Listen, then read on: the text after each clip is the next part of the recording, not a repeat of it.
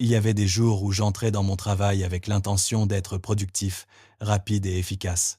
Mais quelques heures plus tard, je me retrouvais noyé dans un tourbillon invisible. Je restais devant mon écran tandis que mon esprit vagabondait ailleurs. Mon corps se sentait lourd. Mes pensées étaient embrouillées et mes émotions s'enfonçaient sans raison claire. Je me demandais pourquoi je finissais toujours par m'épuiser alors que je faisais tant d'efforts. Et alors que je cherchais encore des réponses, j'ai remarqué quelque chose de remarquable chez les Japonais. Malgré la pression énorme de leur culture de travail, ils restaient calmes, concentrés et constants. C'est à ce moment-là que j'ai compris que le problème n'était pas combien je travaillais, mais comment je travaillais. J'avais longtemps cru que la productivité nécessitait de me pousser jusqu'à mes limites. Mais plus je m'efforçais, plus je m'éloignais de l'efficacité réelle. Puis, j'ai découvert que les Japonais ne réussissaient pas grâce à une volonté extraordinaire. Ils réussissaient grâce à leur façon d'aborder le travail.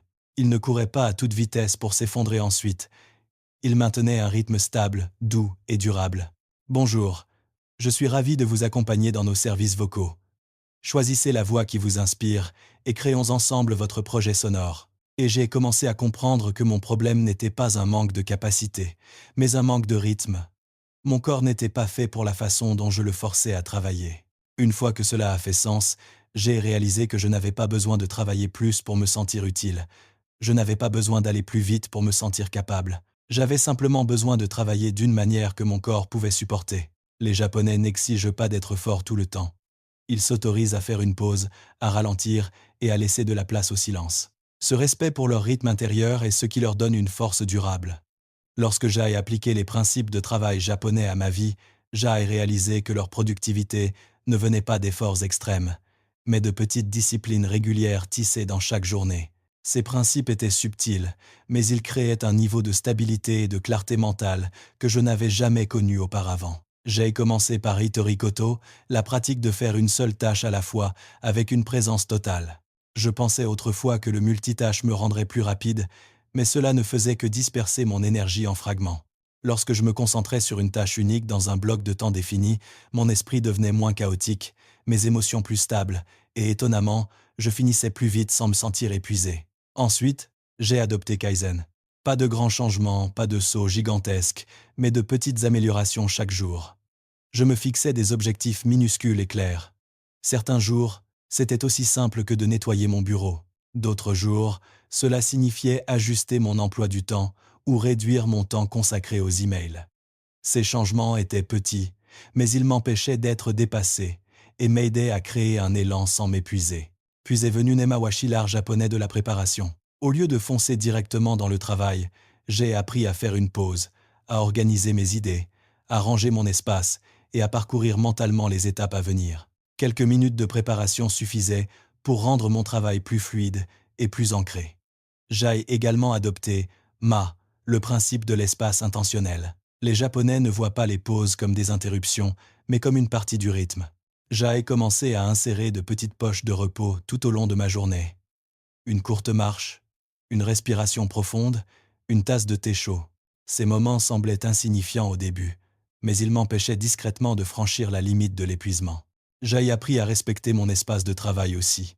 Les Japonais gardent leur environnement simple, non pas pour l'esthétique, mais pour la clarté. Quand je rangeais mon bureau chaque matin, mes pensées devenaient plus nettes. Mon esprit cessait de sauter d'une distraction à l'autre et tout semblait plus gérable. Et puis, il y avait Ganbaru, le principe qui a transformé ma relation avec la productivité plus que tout autre. Contrairement à ce que beaucoup pensent, Ganbaru ne consiste pas à pousser jusqu'à l'effondrement. C'est persévérer au niveau juste. Les Japonais ne s'épuisent pas dans une explosion d'efforts intenses. Ils travaillent de manière régulière, ils connaissent leurs limites et les respectent. Ils s'arrêtent lorsque leur corps le demande, puis reviennent pleinement lorsqu'ils sont prêts. En pratiquant Ganbaru dans son véritable sens, j'ai compris que je n'avais pas besoin d'être fort en permanence. J'avais besoin d'être durable. Cet état d'esprit m'a permis de travailler avec mon énergie et non contre elle. À mesure que ces principes s'intégraient dans ma routine, je cessais de lutter contre le travail. Mon énergie ne montait plus pour s'effondrer ensuite. La productivité cessait d'être un fardeau et devenait un flux calme et constant. Je travaillais moins, mais produisais davantage. Je me reposais plus, mais me sentais plus efficace. Et surtout, je ne me réveillais plus avec la peur du jour à venir. J'entrais dans chaque matin avec un calme que je n'aurais jamais cru possible. Avec le recul, je réalise que j'ai commis beaucoup d'erreurs. Je travaillais sans relâche, sans pause, persuadé que cela me rendrait plus rapide. Je me laissais distraire de tous côtés, ce qui me rendait confus et frustré. Le travail envahissait chaque instant de calme de ma vie, ne me laissant aucun répit. Pire encore, j'ignorais les signaux de mon corps jusqu'à ce que l'épuisement devienne la norme. Ces erreurs ne signifient pas que j'étais faible, elles signifient simplement que je travaillais à un rythme inadapté. Si vous vous sentez épuisé ou submergé, cela ne signifie pas que vous êtes incapable. Cela signifie simplement que vous vous surmenez.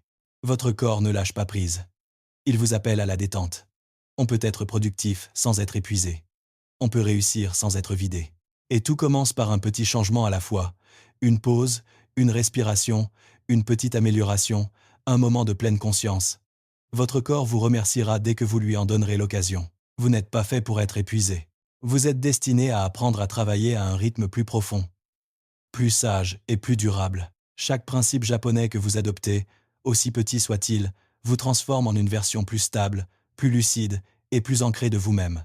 Si ce message vous parle, j'espère que vous poursuivrez ce cheminement avec moi. Merci d'avoir aimé la vidéo, de vous être abonné et de me rejoindre pour découvrir d'autres leçons du mode de vie japonais, où productivité et sérénité ne s'opposent pas, mais coexistent harmonieusement.